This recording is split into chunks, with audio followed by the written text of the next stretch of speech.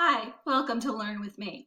Today I'm going to share the book, How Pizza Came to Queens. This is AR quiz number 54264, and the reading level on this book is 4.1, so that will not read aloud to you. If you like pizza like I do, I know you'll enjoy this fun story.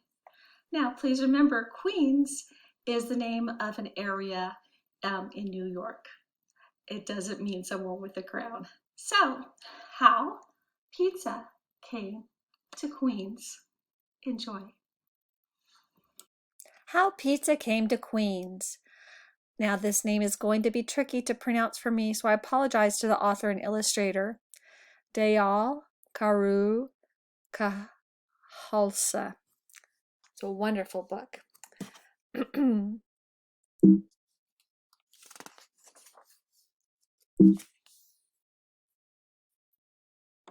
Long ago, before there were pizza stands and pizzerias and frozen pizza and pizza mixes, there was hardly anything good to eat in May's town. A hungry child asking for a snack might be handed a grape jelly sandwich, or some cookies, or a pretzel stick. There was no such thing as pizza. But all that changed when Mrs. Pellegrino came to visit.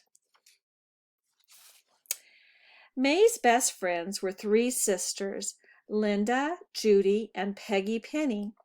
She played with them all the time.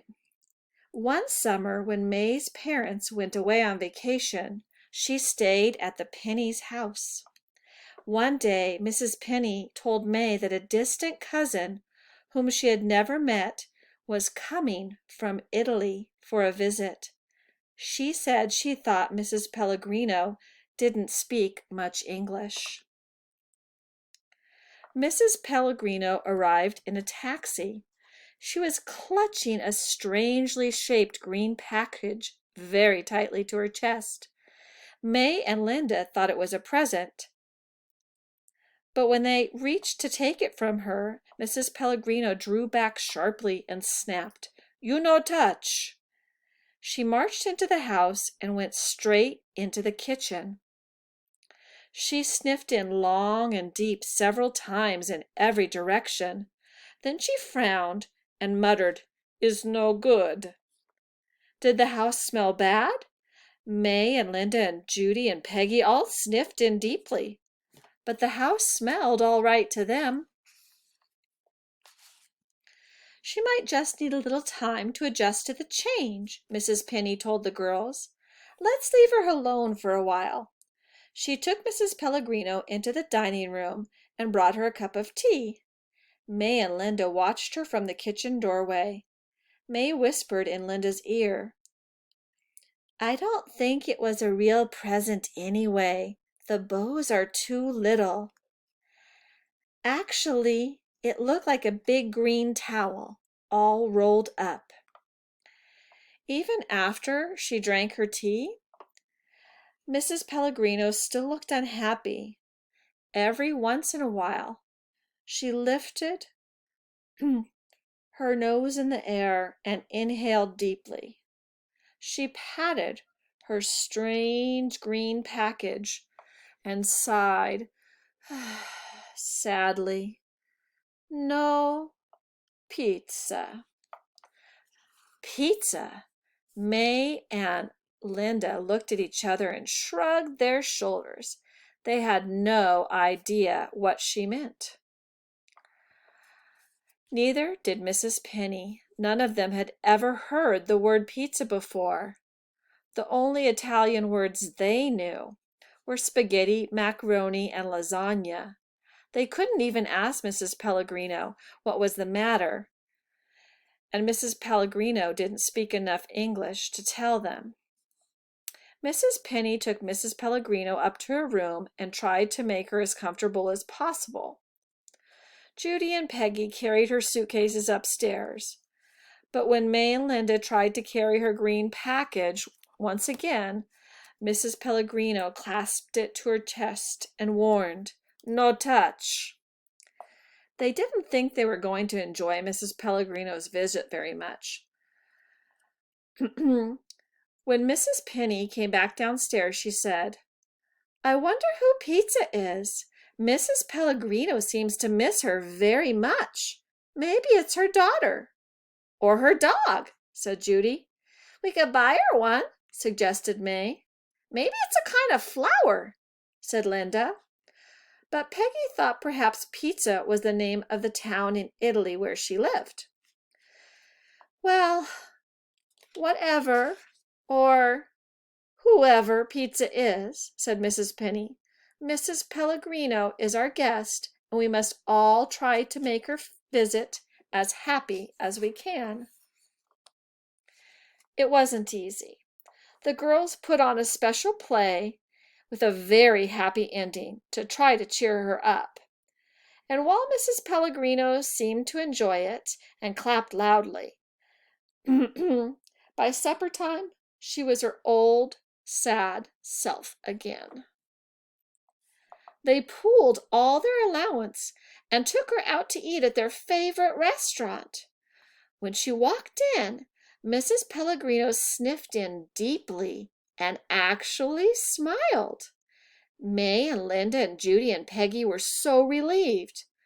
But when the waitress brought their grilled cheese sandwiches, Mrs. Pellegrino looked down at the little toasted squares and shook her head mournfully. "No pizza."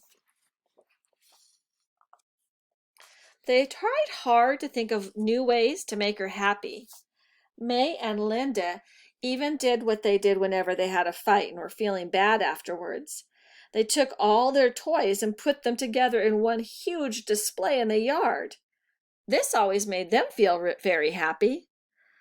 But while Mrs. Pellegrino looked carefully at every toy, saying, "Nice, nice," they could tell she still wasn't really happy deep inside.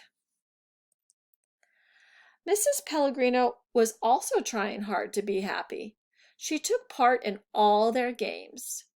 Whenever Mrs. Penny went shopping, she let May and Linda take the groceries into their place store. Then she would come with pennies and buy back everything she needed to make supper.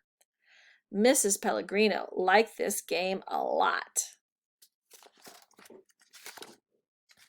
In the evenings, she brought them milk and pretzels and watched them chase fireflies.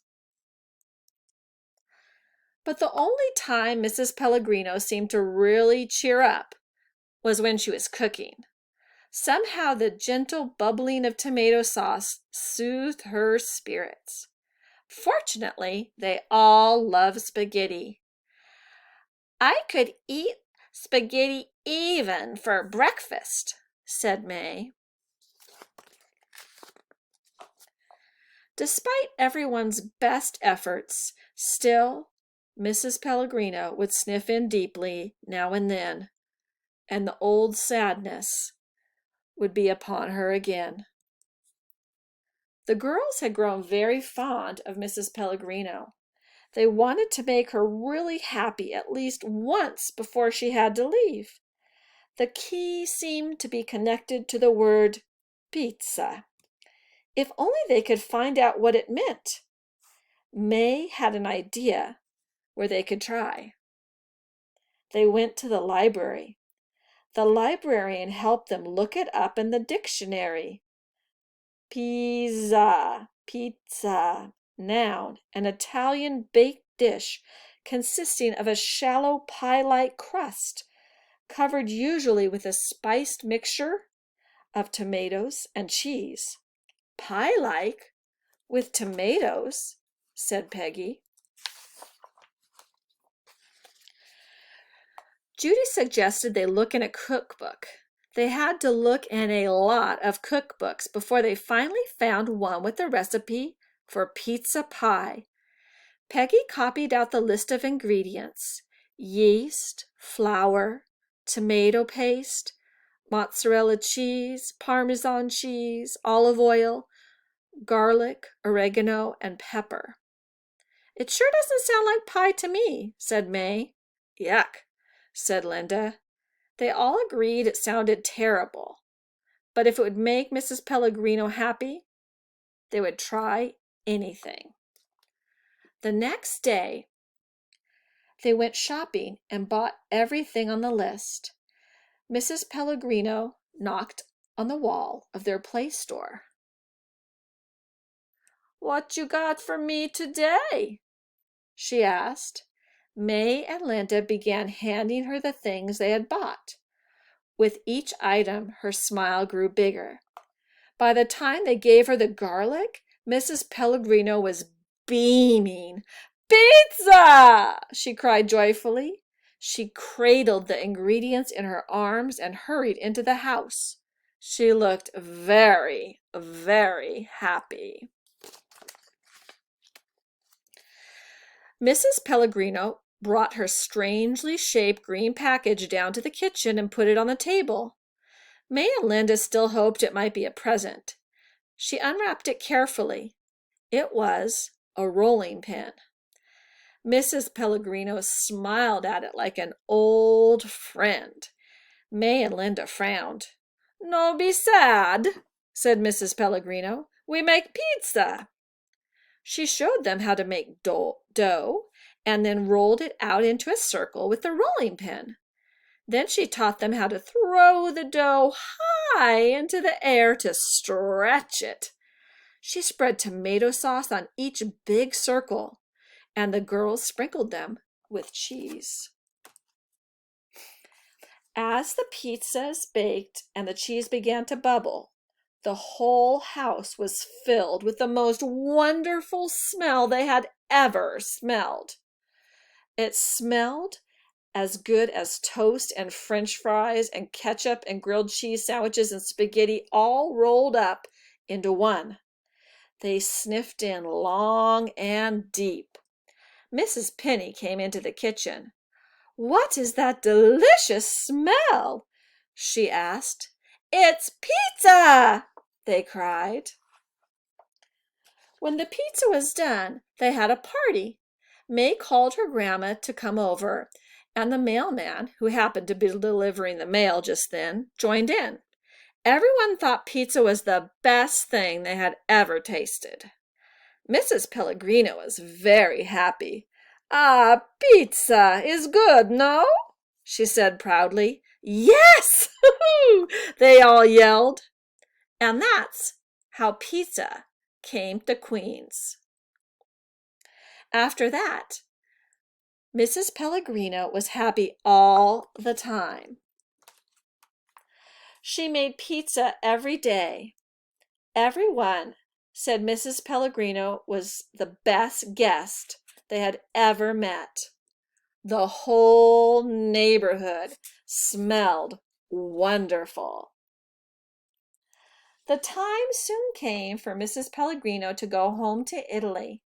On her last day, May and Linda and Judy and Peggy decided it was their turn to cook for Mrs. Pellegrino. They made her toast and jelly and served her breakfast in bed. Everyone was sad to see Mrs. Pellegrino go. They made her promise to come back again next year. "And meanwhile," said May, "every time we have pizza, we'll think of you." And that's how pizza came to Queens. I hope you enjoyed.